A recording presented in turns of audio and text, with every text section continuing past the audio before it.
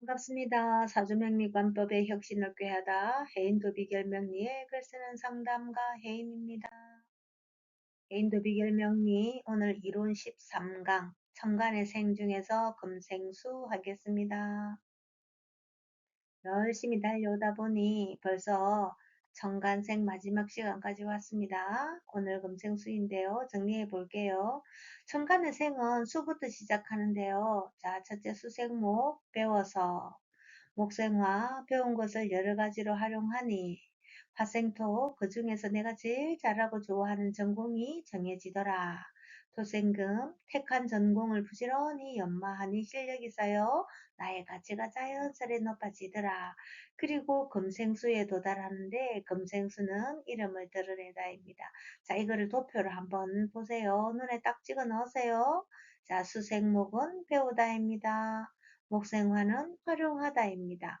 화생토는 전공 선택을 합니다. 토생금은 실력이 극대화되고요. 금생수는 이름을 드러냅니다.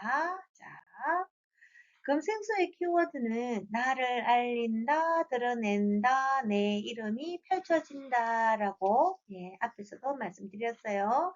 실력이 쌓여서 가치가 높아지면 당연히 이름 드러나겠죠.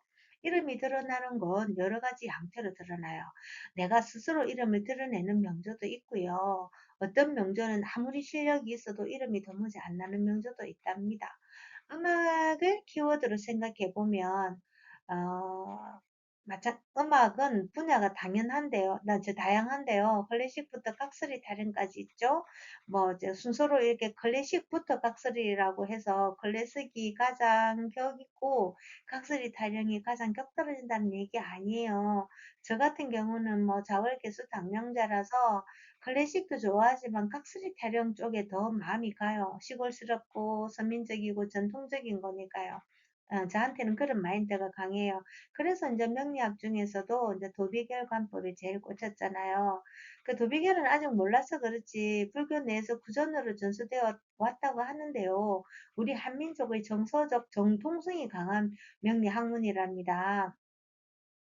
자, 이런 것처럼 우리 음악도 이제 이래 쭉 이렇게 이 순서대로 보면은 맨 처음에 이제 수생목 스승한테 배우잖아요.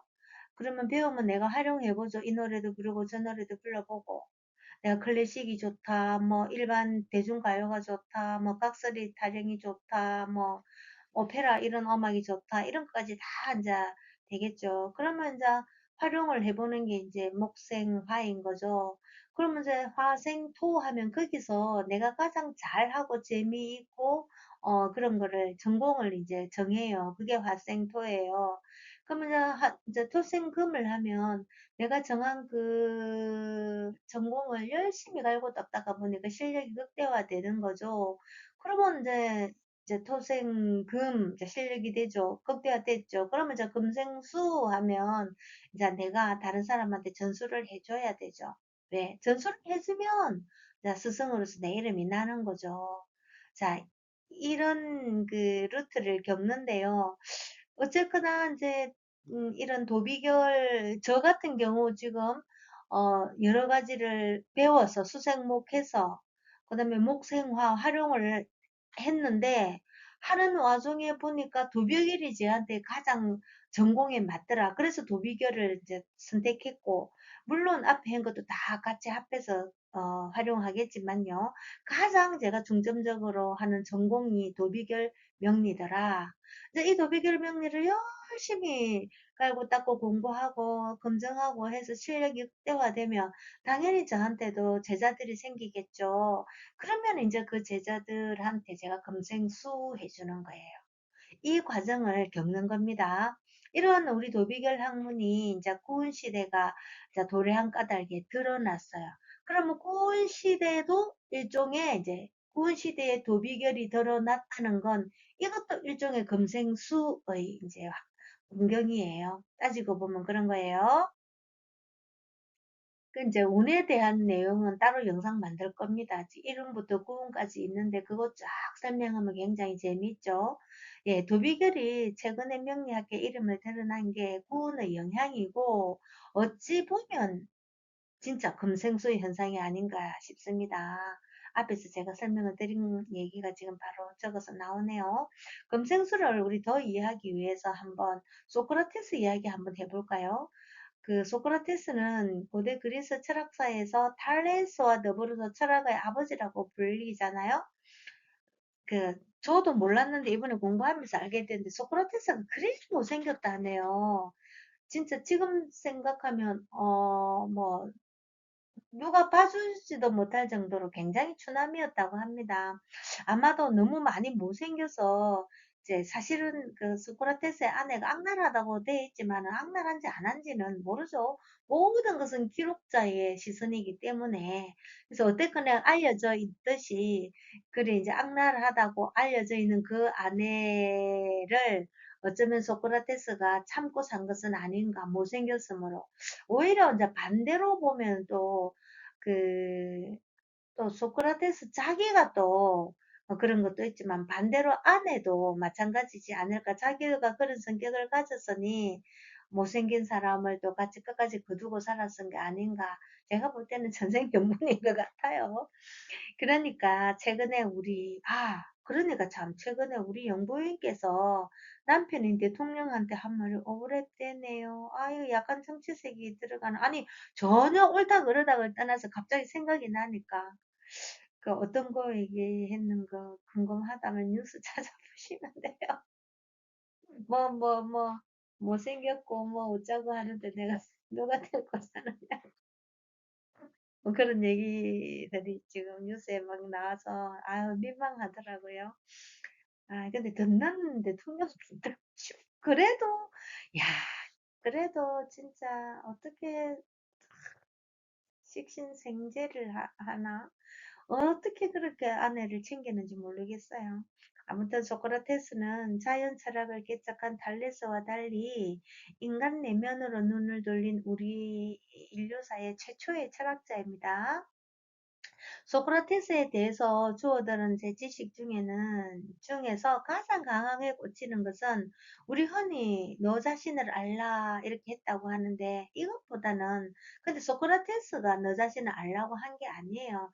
어떤 그 신전에 쓰여져 있는 기둥에 쓰여져 있는 것을 보고 이제 인용해서 말을 한 게 이제 먼저 누군가의 표현을 했기 때문에 그게 소크라테스가 한 말이라라고 우리한테 알려져 있는 거지. 자, 그렇거나 말거나 너 자신을 알라보다는 저는 소크라테스가 한 말 중에 나는 내가 아무것도 모른다는 것을 안다고 말한 것에 더 강하게 끌리더라고요. 우리가 공부를 해보면 내가 모르는 게 너무 많다는 걸 알 수 있어요. 할수록 모르는 게 더 많죠. 그래서 우리 이제 명리를 공부하고 있기 때문에 더 그럴 거예요. 사실 명리는 명리만 공부해가 되는 게 아니거든요. 명리는 진짜 빙산의 일각이에요.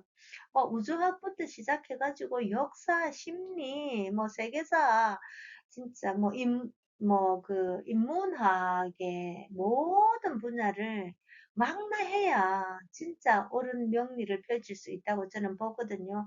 그래서 그런 걸 깨닫게 되면, 와, 진짜 내가 모르는 게 너무 많다는 걸 알게 되죠. 그래서 이제 그게 바로 제가 참 좋아하는 메타인지라는 말이 있는데요. 그래서 오늘날 메타인지력의 이 장시가 되는 말이 아마 나는 내가 아무것도 모른다는 것을 안다잖아요. 메타인지가 뭐예요? 나를 정확히 아는 능력이잖아요. 그래서 이제 저는 사실 늘 깨달음의 목이 말라 있는 사람인데, 제 깨달음의 전제가 바로 내가 나를 잘 아는 메타인지가 아닌가 좀 싶어요. 다음으로 넘어가겠습니다. 자, 금생수에 왜 이런 이야기를 드리냐면요. 바로 이러한 깨달음을 전수해주는 대상이 금이라는 스승입니다. 금생수에서 금에 해당하는 역할자는 스승이에요. 그다음에 수에 해당하는 역할자는 학생이거든요. 그래서 이제 금생수는 실력이 뛰어난 스승에게 학생이 가르침이 잘 받는 모양새예요. 잘 생각해 보세요. 금은 토생금에서 자기의 실력을 최고로 끌어올려 가치를 높였어요. 그러면 생기는 것이 제자죠. 제도권 아니든 제도권 밖이든 가르침은 언제나 전수되는 게 우주의 이치잖아요. 이렇게 가르침을 받는 사람인 수는 자기가 어느 정도 수준에 도달하면 또 반드시 그 스승을 거론하게 되어 있어요. 내가 어느 누구분한테 배웠다는 것. 그러면서 스승은 이제 이름이 나는 거죠. 물론 스승의 생전에 스승 스스로 이름을 낼 수도 있어요.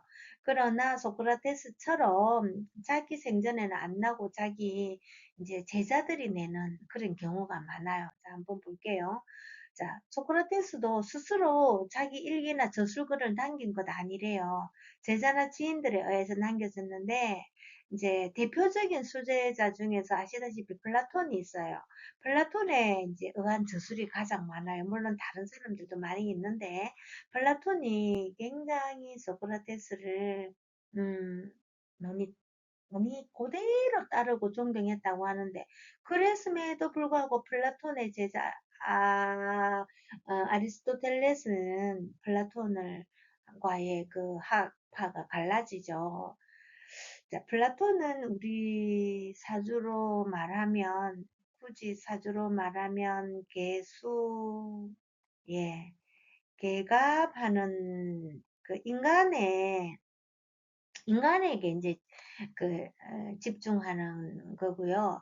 플라톤은 아마 계갑이라보다 정경이 아닐까 저는 이제 그렇게 한번 생각해 봅니다. 이제 이렇게 이제 공부를 쭉 해보다가 보면 나중에 명리로 못할 게 없어요.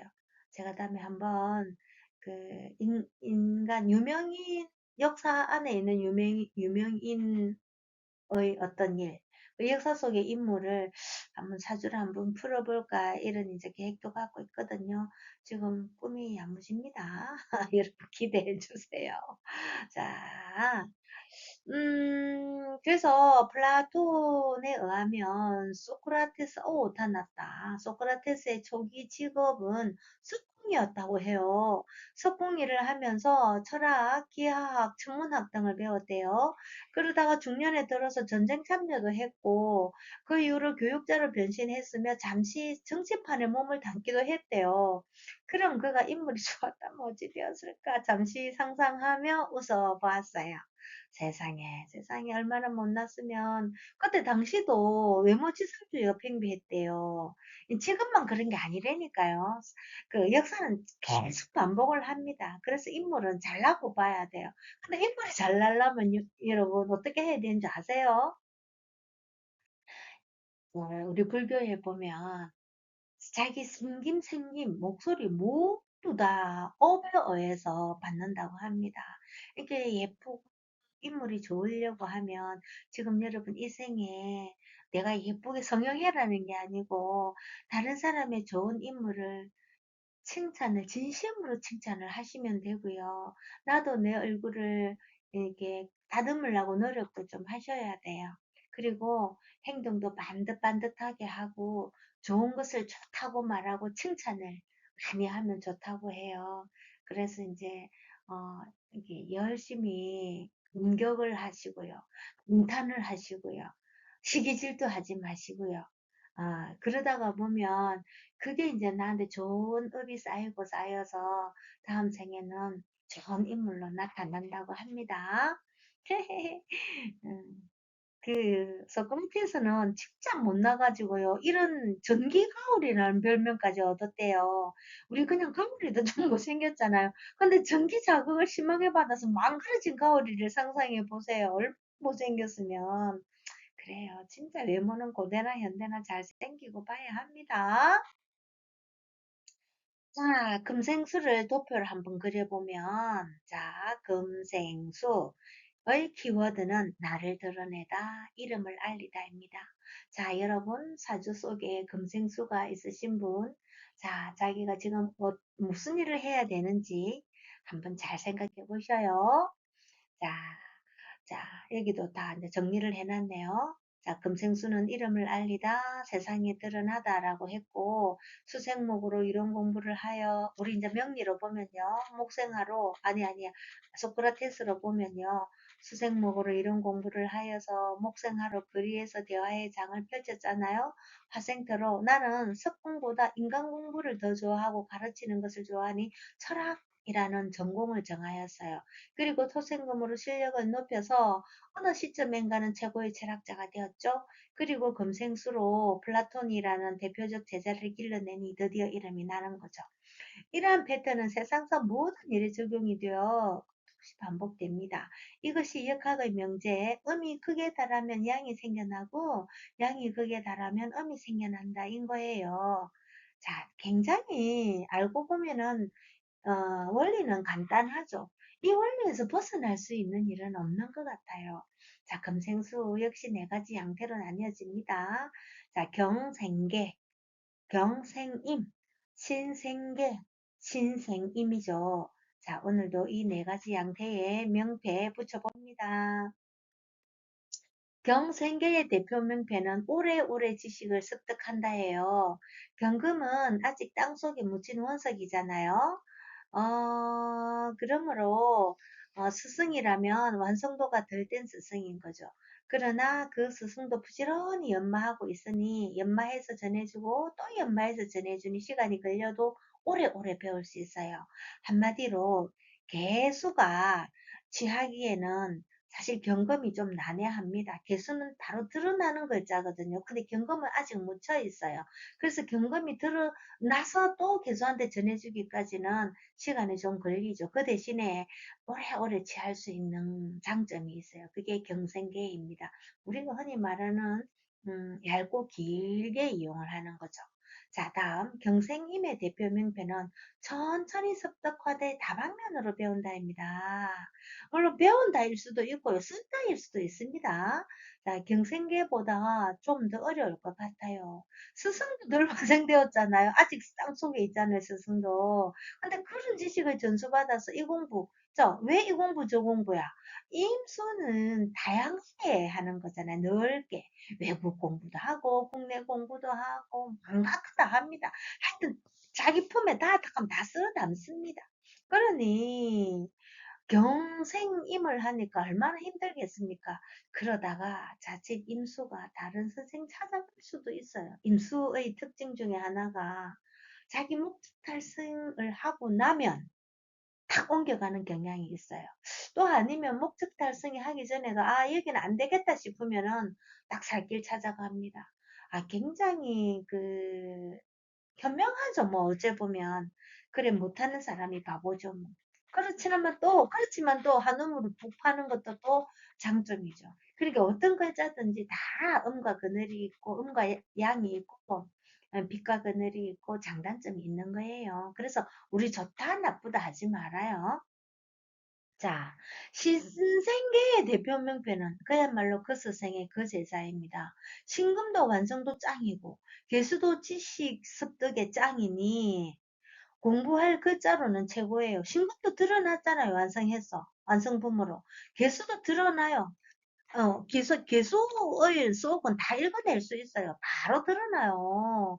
그러니까 특히 신생계들은 아주 깊은 본질도 탐색하거든요. 드러나지만은 깊이 들어가요. 어떻게 공부를 하든 가장 근원부터 파고들어요. 비유를 하면 우리 조상의 DNA를 물려받는 순정성이라고 할 수 있어요. 그래서 신과 개가 있는 그 글자, 그 명조를 보면요. 깔끔합니다. 숨기고 두 얼굴을 못 가집니다. 자기는 숨긴다고 숨겨봐야 다 보입니다. 뭐, 어쩌겠습니까? 그래서 그런 사람들은 숨기려고 뭐 하고 하지 말고 맑고 청아한 그것을 무기로 삼아서 사시면 돼요. 자, 다음 신생임의 대표 명패는 순정도 높은 가르침을 받아서 다방면으로 사용하여 이윤을 취한다입니다. 신은 순정도 높고 다 드러나고 완성됐잖아요. 그런데 임은 이윤 생각하고 넓게 취합니다. 참 신생임은 참 좀 서글퍼요. 어째 보면은. 근데 이제 이게 자기 혼자 명조 안에 있는 거는 자기가 다 쓰니까 괜찮은데 신금이 임수를 만나가지고 어떤 거래를 털 때, 좀 조심해야 될 필요는 있다고 봅니다. 그런데 이제 갈라질 때 이제 둘이가 분리될 때가 그런 문제가 있죠. 분리가 안 되고 두 사람이 탁 같이 손잡고 일하려면 끝내주는 서로의 그게 돼요. 임은, 임수는 신금이 필요로 하고, 신금은 임수가 필요로 하거든요. 그러니까 신과 임이 만나면 헤어지시면 너무 슬퍼요. 예를 들어서 신금 스승이 도비결 공부를 수수하게 가르쳤어요. 임수제자는 도비결을 상품화해서 해외로 파급시키는 역량을 발휘하는 거죠. 둘이 힘을 합칠 때 얼마나 좋나요? 정말 환상적입니다. 그러나 탁 갈라져 버리면 각자 떨어져 버린 거예요. 누가 손해인 것 같아요. 손해의 이익을 떠나서 신금이 너무 슬프겠죠. 순정하게 배워줬더니 가져가서 다 사업화 해버리고 떨어져 버리면 신금은 어째 돼요. 그래서 신금은 망가져요. 하여튼 신임은 절대 떨어지면 안 돼요.